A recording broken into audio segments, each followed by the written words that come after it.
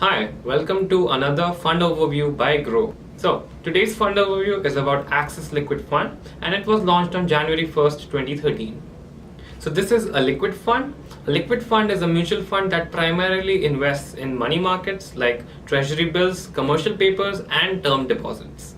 You can start a lump sum investment in this fund for just Rs 500.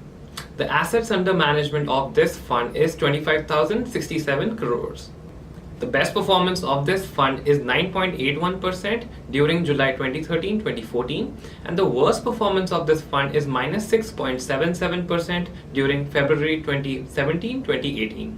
This fund has outperformed the benchmark CCIL T-bill liquid weight every time since its launch. The risk involved with investing in this fund is low. This fund has invested in commercial papers of Chennai Petroleum Corporation and NTPC. There is no exit load for this fund and the expense ratio for this fund is 0.11%.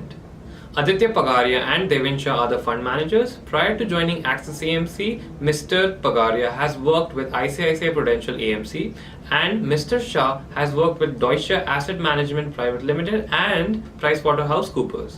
You should consider this fund for the short-term investment option.